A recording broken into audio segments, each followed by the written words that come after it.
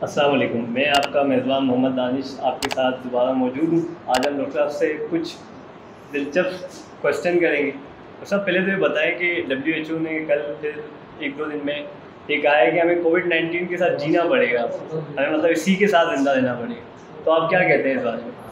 देखिए, इससे अपन अंदाज़ा करें कि WHO का किरदार क्या है। सही।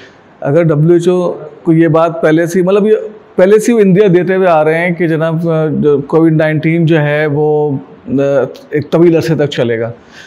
जब तवील अरसे तक एक प्रोग्राम है उनका, तो भाई इसमें लॉकडाउन की मंतक क्या है? लॉकडाउन तो वहाँ पे समझ में आता है जहाँ पर किसी भी जरासीम का कोई पीरियड है।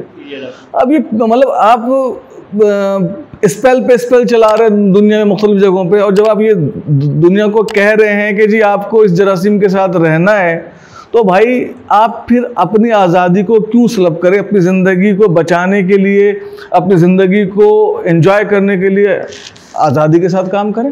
तो WHO का एक मिसाल दूँ आपको। देखें, जितने भी UN बेस्ड इदारे हैं, इन सब की क्रेडिबिलिटी जो है ना वो बहुत ज़्यादा, यानी कि बहुत कंट्रोवर्शियल है।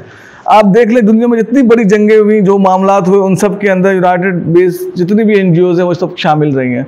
तो मैं तो कम से कम WHO की जो है चीज़ों पे, इस तरह की पॉलिसीज़ पे यकीन नहीं करता। हाँ, WHO की गाइडलाइंस कुछ होती हैं मिनरल इनटेक के हवाले से, फूड के हवाले से, इस तरह की चीज़ें होती हैं ना, उन गाइडलाइन को मैं मानता हूँ। लेकिन इस तरह के जो डिज़ास्टर के अंदर उनका जो एक अमल है या उनका तरीक़ार है, और वो उस पर बिल्कुल भी यकीन नहीं करता।